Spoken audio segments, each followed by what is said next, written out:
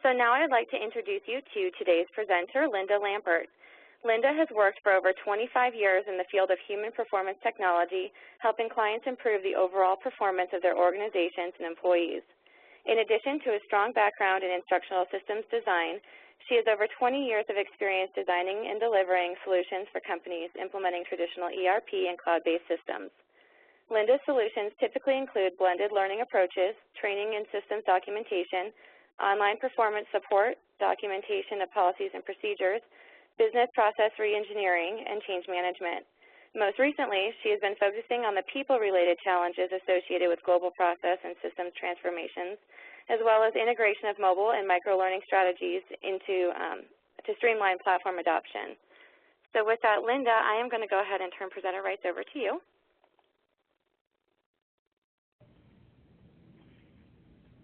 Thank you so much, Kayla, and good morning, good afternoon, good evening to everyone. I think we might have some folks from around the globe, so thanks for joining us today. I'm speaking to you from beautiful Columbia, Maryland, where the sun is shining and it is beautiful springtime, so hopefully you're having good weather wherever you are. And thanks for agreeing to spend a little bit of time with us today to talk to this challenge that a lot of us are seeing as we're looking at how the implementations of Workday and other cloud-based systems are impacting what we're doing in terms of end-user training and performance support solutions, and how we're evolving what we're doing to try and really ensure the effective adoption of these new systems and practices. So I thought in order to get started today, it would be helpful to get a little bit of a background of you all and where you're coming from to this particular challenge. So Kayla's going to open up a quick poll, and I will go to the next slide that introduces that poll. And the question is, why are you here today? And there are three options. So either planning to implement Workday, we've implemented Workday and are experiencing some challenges, or many of you, I suspect, might work with companies implementing Workday and you want to see how you can help their users. So if everyone could take a moment, please, and give us an answer to that question,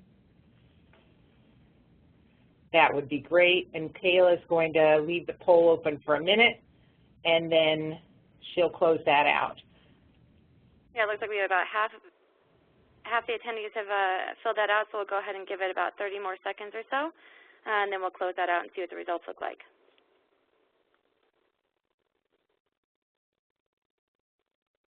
I'm going to go ahead and close the poll.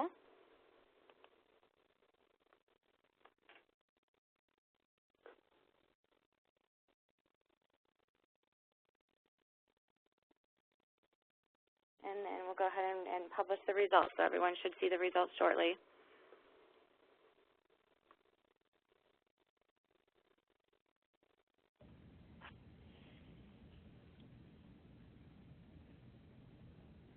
Okay. So interesting. So we do have some folks on the line who have implemented Workday, so we're probably dealing with some of the aftermath of that, and maybe everything was glorious and wonderful, but I have a feeling maybe if you're on the call, there's still some things going on that you're wondering about. And then about 40% of you are saying you're planning to implement Workday, and the other remaining 40% are folks who work with companies that are implementing Workday, and you're interested in learning about how you can help those users. So that's great. We do have a good mix of folks. And then there's one more poll that I'd like to do, and the second one is really around what are you worried about? What's keeping you up at night? So of course, we could all say nothing, everything is great in the cloud, right? That's the standard party line. But I've got a couple of other options there in case you'd like to choose one of those. So willingness of users to adopt Workday, communicating changes to roles and responsibilities. Maybe it's keeping employees up to speed on new features and functionality. And then there's another challenge there, which is maintaining our training budget when there's a perception that no training is needed because Workday is so easy to use. So we'll give you another minute there. Kayla's got it open. And I'm really interested to see what you all have come up with as your interests. I can say with certainty that so far no one has said everything is working, everything is great. I was sure someone was going to say that. So go ahead and give it about 20 more seconds for everyone to answer.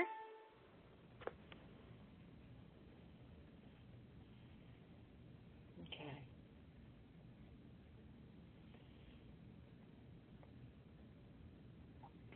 And certainly if there's something that's on your worry meter that wasn't on our poll, you can make a note to us in the chat or the Q&A.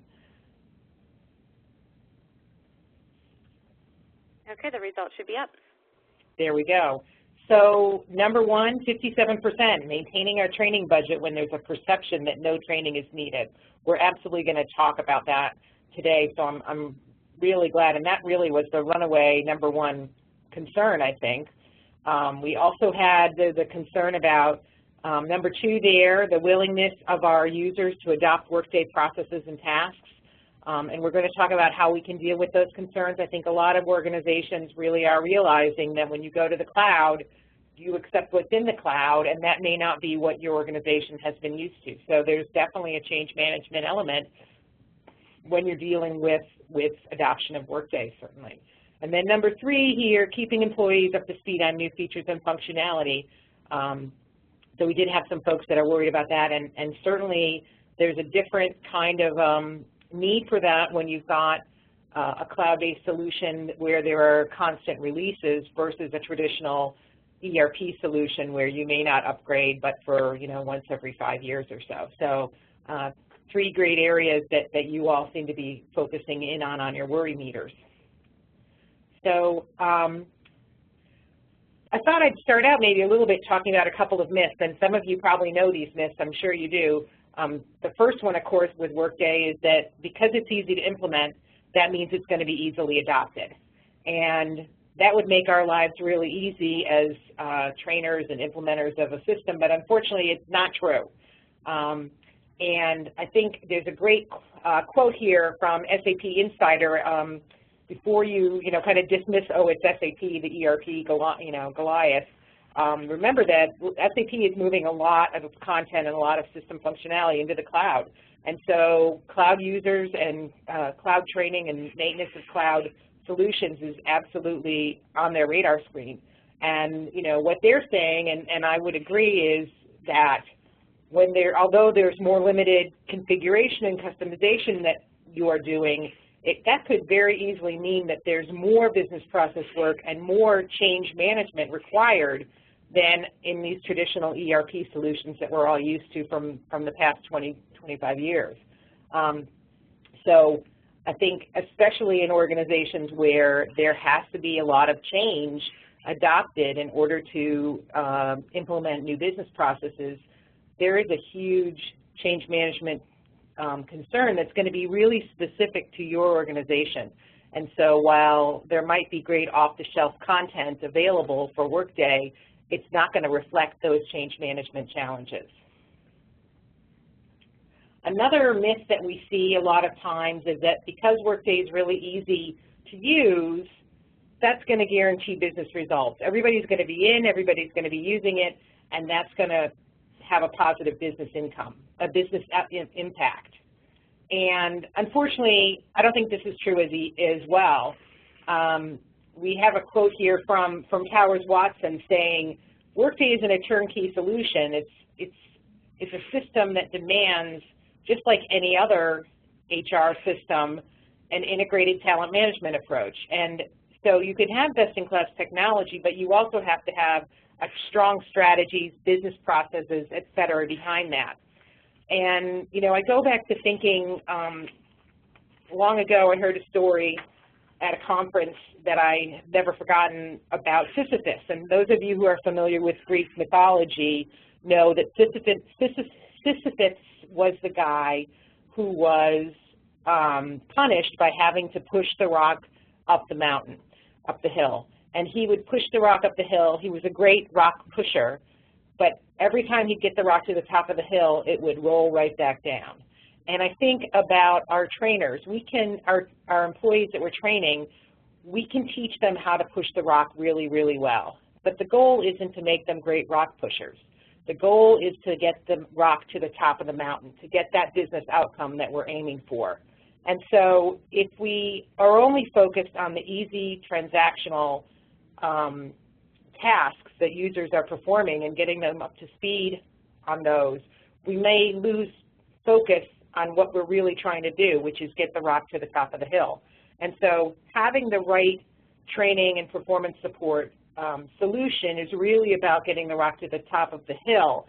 And oftentimes, if you're just hyper-focused on the ease of the transactional tasks, you're going to lose that bigger business focus. So really that gets us thinking about, what are the challenges that the users have in this new world of cloud-based and Workday solutions? They're really the same challenges that they've had all along.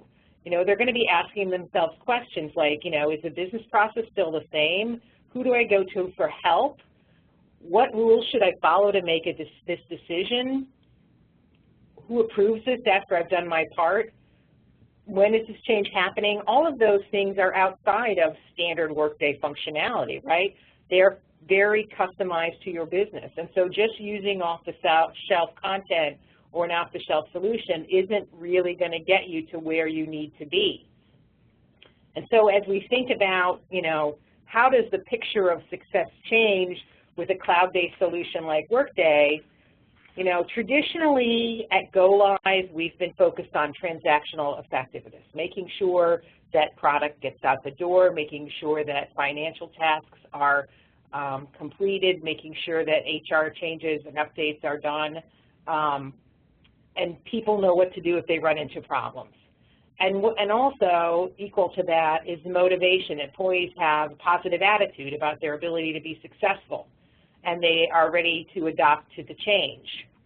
And then we transition into stabilization, and we're looking at continuous learning. As people get back on the job, we'll often say that about 80% of what they're going to learn, they're learning back on the job. So even if they've been through a great training program, they still don't really learn it until they start doing it.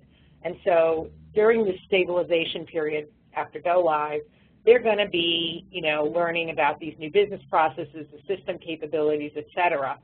And in particular, they're learning how to leverage information. So really understanding what the system is giving them in terms of data and how that impacts how they should make decisions. And then, of course, over time, you've got a need for sustainable training. New employees need to be trained as they come on the job. People need to be trained as they change jobs. And then something that's a really important part of our modern, training solutions is collaboration. So how do you develop best practices and how do you share them among your user communities, especially when you've got a large distributed user group?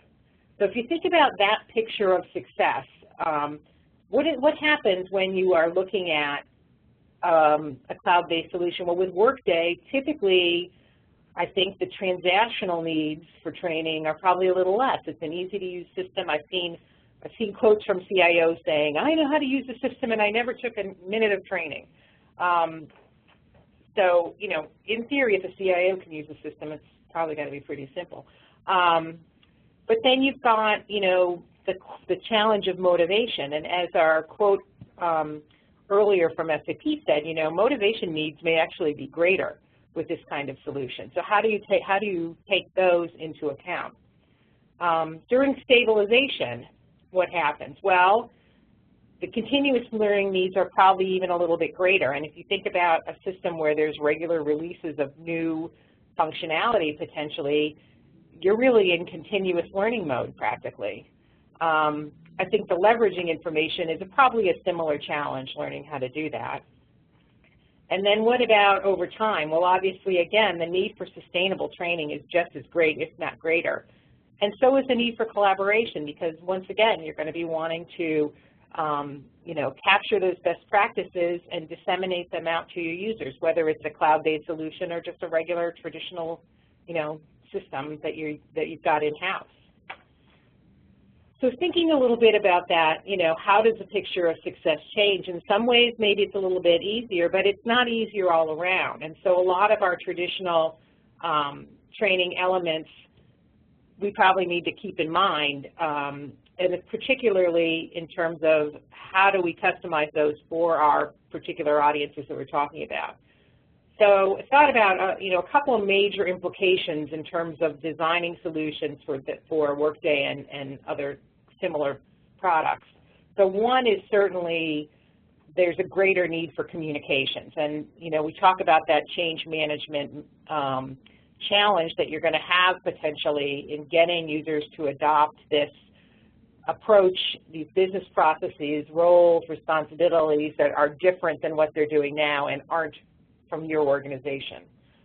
So obviously, great need for communications pre-go live, and maybe equally, if not more, during stabilization. As people are getting in and really seeing what the implications are, your communications out to them can't stop.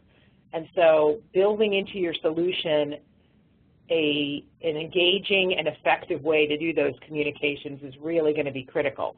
Just having an email that you can shoot out to folks is not going to get the response that you're going to want. And then obviously, that need for communications as things stabilize doesn't go away, because then you're going to have these new releases, and every time you've got a new release, you need to let people know there's changes that are coming.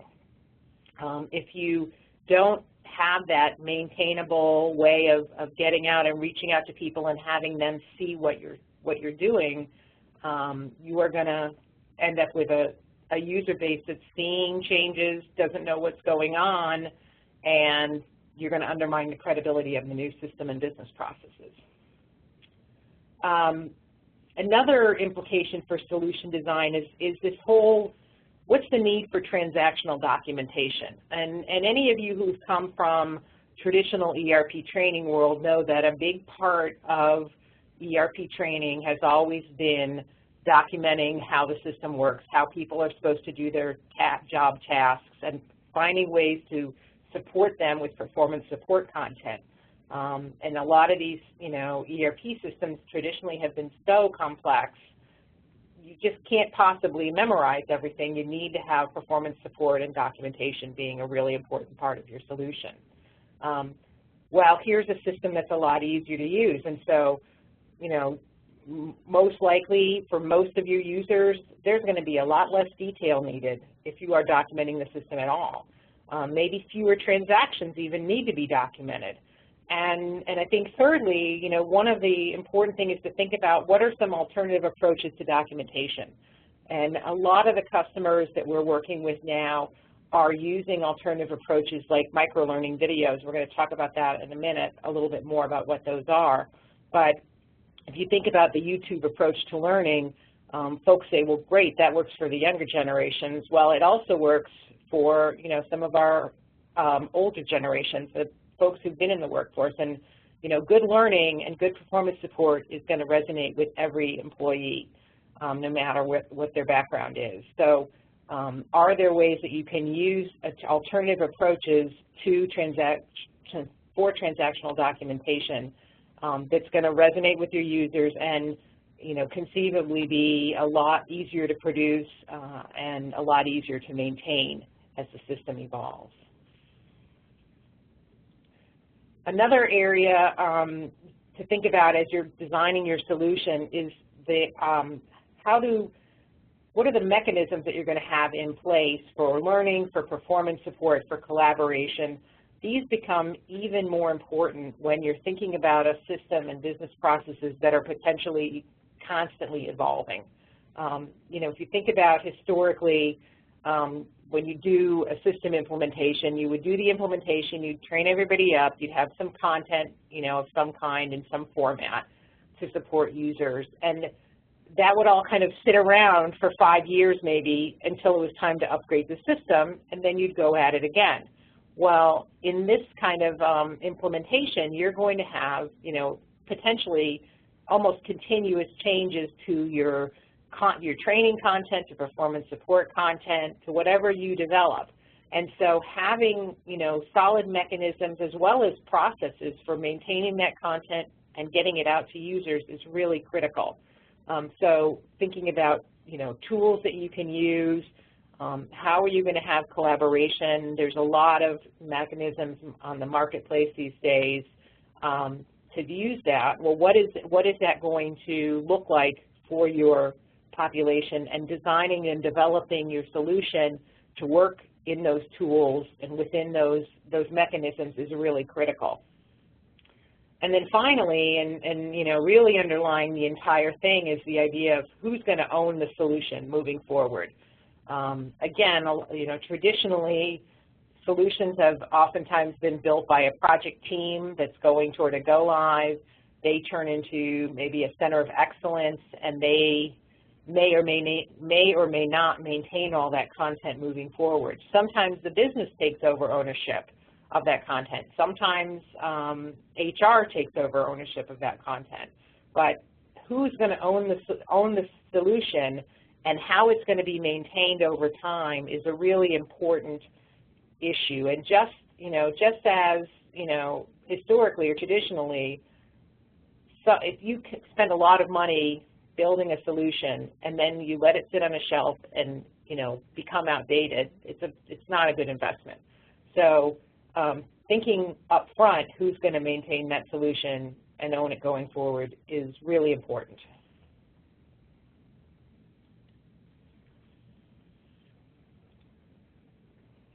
So some things that we've been seeing and using that you might want to consider as you're thinking about your solution for your users and how you get out to them the kinds of custom information and business change information that's necessary.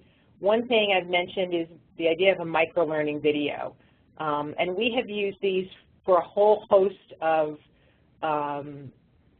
needs with different customers. They are basically typically 2 to 3 minute long MP4 videos that we create, and using that format lets you get out to different platforms and different audiences and even, you know, mobile types of applications. They can be used for anything from sponsor messages to help with change management, business process overviews to introduce new HR processes or finance processes. And we've even used them, excuse me, for task demonstrations where in the old world you might have some PowerPoint slides or something that introduce some business concepts, and then you would do a demonstration of the system. You can very creatively embed that conceptual information into task demonstrations, and these are wonderful for, you know, just-in-time performance support, especially for some of your employees maybe who have to go in and make a change to their HR information, for example. You can create these little things, make them available. They're very easy to create and put them up on a website or, you know, somewhere where folks can know, oh, I need to learn how to do this. I don't remember. I can go and see myself. And you know, you think of this is a YouTube generation of learning and performance support. And we've had very large customers who've used these kinds of solutions instead of doing any formal training for very large distributed audiences. So I would definitely, if you have not done work with micro-learning videos, I would definitely suggest that you learn a little bit more about that as you look at how you're going to get through this Workday challenge. Another thing that we would advocate for is coaching guides. And a coaching guide is something that a supervisor or a manager can use with an employee to walk them through a new business process, new roles and responsibilities, and even job tasks if appropriate. I have a sample here that I was going to show you briefly, and I clicked on it. I'm not seeing it come up. Okay, oh, there we go. Okay, little operator error there, I'm sure. So this is a very simple, short document here. It's actually done in PowerPoint, although it's and then in a PDF format. But it's basically got an introduction. It's got some tips for how to do coaching. There's some business process information in here. This is content that's actually from the employee side of the performance support, and then there's some high-level overview about why this process is done, how do you start it, best facts. So whatever you would like to put in here, though, and if you're using a kind of train the trainer approach instead of formal training, putting together a simple document like this is much less labor intensive, and it can be customized to your specific needs. Another thing that we're doing a lot of these days is the idea of doing interactive PDFs or interactive documents. So in taking a basic document but making it a little bit more interactive, a little bit more engaging, and using that to also layer information so folks can see high-level information that they need, but then they can also drill down. And I have a sample here. The technology is such that it isn't quite in PDF format, but it should work for the purposes of this demonstration. So I can get it to come up. Huh. Kayla, it is not. Oh, there it goes. All right. So once again, this was done in a PowerPoint format. And really, this is the overview. But as you drill down in this particular document, this is aimed at employees. It's about the end-to-end process flow when they know that they have to initiate a data change. And you can click down on the employee, and it'll actually bring up some information, some tips for the employees. You can also then just click, and it'll go to the business process. If you click on the process, you can link to, in this case, it links to work instructions and standard operating procedures, which I haven't included here because that's a link out to a different document. And then we've got fast facts as well, so when to do this, when not to do this, who's the initiator, who's the reviewer, who's the approver, et cetera. And you can link back to the home page there with the little house on the bottom. So a very simple document, very visual, to meet the needs of some of those folks who they don't really need help with the system transactions. It's more the process information, the things that are changing. If you think back to our little person at the desk, it's covering those sorts of things. And Linda, we do have a couple of questions coming in that are actually very relevant to this right now, so I'm going to go ahead and ask them for you right now. Going back to the microlearning videos, someone asked, how do our videos, or our microlearning videos in general, differ from what's in the toolkit? Right. So this is the opportunity really to customize your message and your change management messaging. So I would typically suggest one thing to have in those videos would definitely be messaging from your stakeholders or your leadership team about what's going on and really customizing that to your organization and what the benefits are going to be for your organization. A lot of times this is an opportunity to also incorporate in things like, standard terminology that you've had. And again, it's really that opportunity to customize it to your change management challenges. Hopefully that answered your question. Great. And there's two more I want to touch on right now. Another one is, are the samples, the coaching guide and interactive PDFs that you showed, are they complementary or are they used in different situations? Complementary to, let's see, so are they complementary to that content or are they complementary to, the example that I showed you is complementary, the PDF is complementary to the coaching guide. Okay. In this particular case, yes. And then the final question, we'll get back on track here, is if you don't mind going back to the interactive PDF and showing that middle section again. It skipped through pretty quickly. Skipped through pretty quickly, right, exactly. So we had the employee, we've got the employee tips, okay, and then we went to this next one. This is really the detailed business process flow.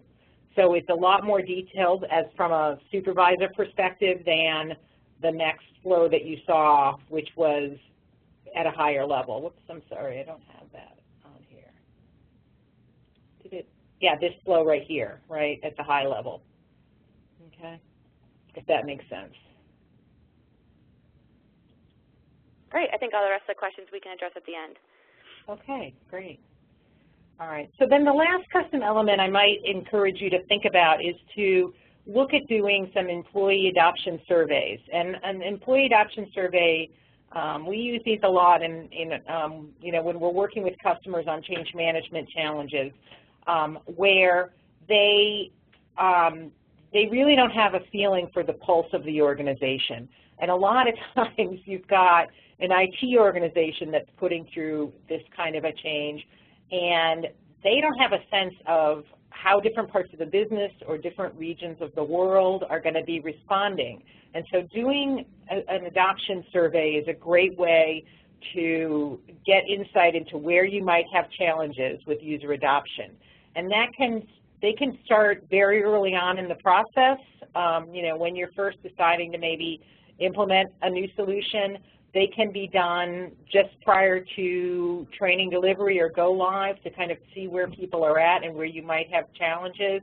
And then certainly, you know, during stabilization or as things are settling after go live, that's another good time. And if you do these periodically, you can, you know, kind of see how things change.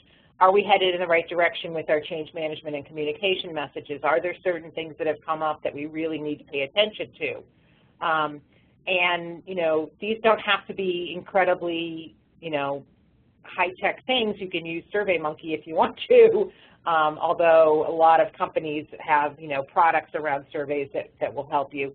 But I think it's a really good thing, especially when you're thinking that you might have a change management challenge, potentially, because of the nature of what you're going to be implementing, the new business processes in particular. Incorporating some kind of adoption survey into your solution is a really great opportunity. Okay. So as you're thinking about this, through a couple of things to take into account, things to think about as you're considering your alternatives. You know, up here in the left-hand quadrant there, degree of process, role, and responsibility change. Obviously, if you're having a lot of process change or if people's roles and responsibilities are going to be changing, it's going to be critical that you do a more customized solution for your users. If you look then, you know, secondly, big piece is where are users coming from? A lot of smaller organizations that maybe haven't had any kind of, you know, enterprise-wide solution are starting to adopt Workday, and obviously that's a big change for users. A lot of times in those organizations, there's been a very decentralized tradition, and so going to a centralized, standardized approach is going to be a huge change. So again, both of those, where they're coming from and centralized versus decentralized, is going to play a lot into your decisions about what you're going to invest in terms of customized content and approaches. And then finally, of course, you've got, if you're coming from a very large organization, you know, what is the need for translation and localization going to be? Again, localization, probably not, you know, you're going to be limited, obviously, but there may still be, you know, localized one-off processes, roles, responsibilities, approvals, et cetera, that are going to need to be taken into account in your solution. And then, you know, how will translation play into that? Obviously, you're going to have, that's an entire can of worms we could spend an hour or two or three talking about, but as you're thinking just generally, the more content you build, if it's going to have to be translated, there can be significant costs around that. So how do you build things in an intelligent way to keep those costs down? Yeah, that'll be the next webinar, right? And then, of course, you know, really the key here is remembering that it's all about ensuring those business outcomes. So transactional effectiveness, great. Ease of use, great. But unless all of that contributes to the business outcomes, you're not going to get the return on investment that you really wanted to have. So I think the key messages that I wanted to share today, don't forget that user challenges remain the same. The things that people need to know are going to be the same. So really it's critical to think about the solution, evolve it to reflect some of the unique challenges you're going to have because of Workday, and all along, don't lose sight of those business outcomes. So I wanted to close up with the poll and just get a sense back from you all of the things that I've spoken about today. If you could just spend a minute, what resonates with you? What do you think is going to be important as you're looking at the challenges you have, whether you're live on Workday already or moving toward it or working with customers?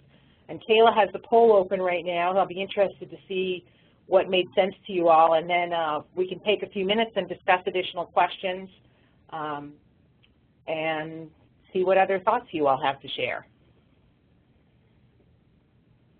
Yep, answers are coming in now, so we'll go ahead and give it about another minute, and then we'll close it out.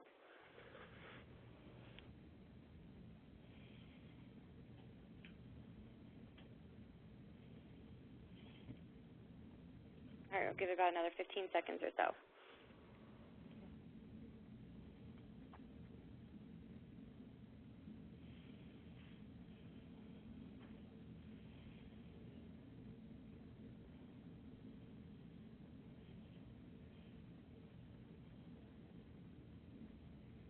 Okay, I'm going to go ahead and play the results.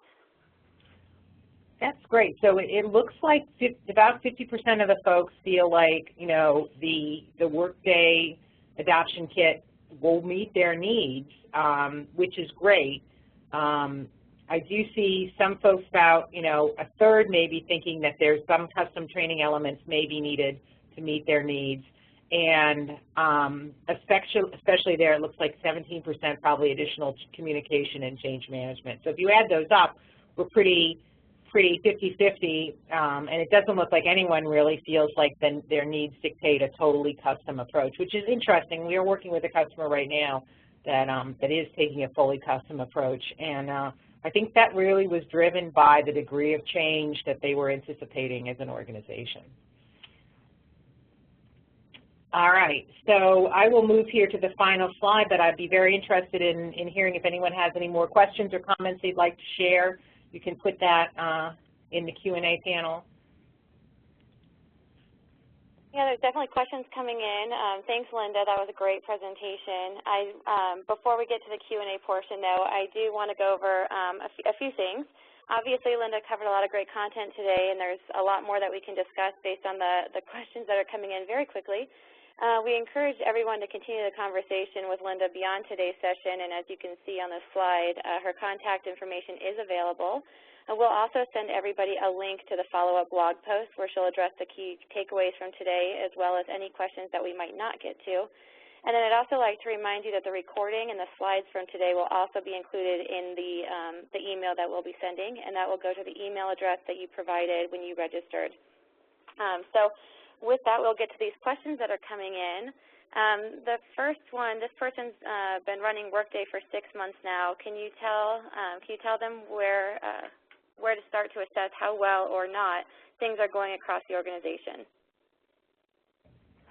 So I think, we talked about maybe the idea of using a poll and going out and surveying the workforce and seeing what's going on. That would definitely be a good way to start with that kind of assessment. A lot of times you can also tell, working with either the project team or whoever's doing the help desk support, that's another great way to see what's coming in. Depending on what you're running, you'll see different kinds of challenges. I think one of the challenges with, especially on the HR side, with the large distributed audience, is you may not really be aware that folks aren't happy unless you reach out and talk to them. It's not the same as maybe in finance where if people are doing a task wrong or not doing a task, you can tell pretty easily from an IT perspective, from the IT side of things. So I think, that idea of using surveys is a great one for that kind of need. Great. Another question is, how do you handle global deployment with all of the languages needing to be supported? Yeah, that is a really good question. Most of our global deployments that we're doing these days, we're using technology to support that. So some kind of tool like, I mean, a lot of times historically we've used a product called UPerform, UPK, other things. Even SharePoint can be used to manage distribution of information to folks with in the right language. And then you've got relationships that you can build between some kind of global template language and the translated documents. Again, this could be a pretty long conversation, but I think the key here is the minute, if you're a centralized project team, the minute things start getting translated, you start losing control over them. So if you've distributed out content to different regions and asked them to do the translation, you're not going to know what they've done with that content, and you lose control of how it gets managed and how it gets maintained over time. So having some kind of central tool that you can use to make sure that you've got things stored and you know where they're at, and you can build document relationships between your documents so that when one gets changed in English, everybody who has a related document knows it's been changed and knows that they have to look and update their documents. That's really important. Great. Can you talk more about the technology that you might recommend for producing microlearning videos? Yeah, we've used a lot of different things. You know, everything from kind of straight recording kind of technologies like Captivate. You can use, a lot of times we use a product called After Effects. We've used a great product called Video Scribe to do process videos, which are, you know, it has that, if you've seen one of these videos, you know it. It's got a little hand that comes in and writes things, and people love this product. They love the results of this, and it's you know, the key is really making sure that the communication that you're trying to do, that you have a clear idea of what your message is, and then you can build the videos to support that. Thanks. Another question is, what's the best way to prioritize or rank the custom elements, such as microlearning, coaching guides, etc., to determine how our budget should be best spent? Great question. How do you determine your priorities? There's a couple of different ways to do that, and I kind of blend them together usually when I'm thinking about this. One is based on audience size. So clearly, if you have large audiences, you want to make sure they know what they're doing, because lots of people doing the wrong thing is a problem. But you need to also balance that with risk to your business. So small numbers of people doing really important things wrong is also really bad. So oftentimes we will, you know, it's very important up front to do an analysis, understand who your users are, where are there going to be where's the biggest change and impact going to be on those users, and where are the biggest risks for your organization, and really try to balance those out and probably come up with a list of, you know, what you'd really like to do, and then balance that against the reality of your budget. Great. Okay, a few more questions. So if anyone does have any more questions, go ahead and add them either in the chat field or the Q&A module now. Another one, and this is going kind of back to your presentation when we were talking about, or you were talking about the implications for solution design, you talked about stabilization. Can you explain that a little bit better? Stabilization, yeah. So stabilization is a period right after you turn the system on where everybody's getting in for the first time and learning, you know, trying to use it. And typically, depending on how quickly you've shoved things in, I'm sorry, I didn't say that right. Depending on how tightly everything's buttoned down, that could be a couple of weeks. Sometimes stabilization may last, you know, a couple of months. That's a painful stabilization. But it's that period of time right after go live when you're making sure that everything's working right, security is set up right, and users know how to do their job tasks correctly. So it's a really critical time with any system go live. There's different terms for that period, but, you know, typically I'll call it stabilization. Awesome. Other questions, Can you mention what that video tool was again, the tools that you just mentioned? Yeah, well, the handwriting tool, the one that I was talking about, is called VideoScribe, VideoScribe. And I think it has another name, but VideoScribe is the company. And we also use a product called After Effects quite a bit, AFTEREFFECTS. And another question, I apologize if I'm not saying this correctly, but another question is, should you build training in P0 and P1 or wait longer? Yeah, when to build training is a really good question. If clearly you need training so that you can support users who are going to have to be using the system, but a lot of times, you know, you're nailing down things like business processes, roles, and responsibilities quite late.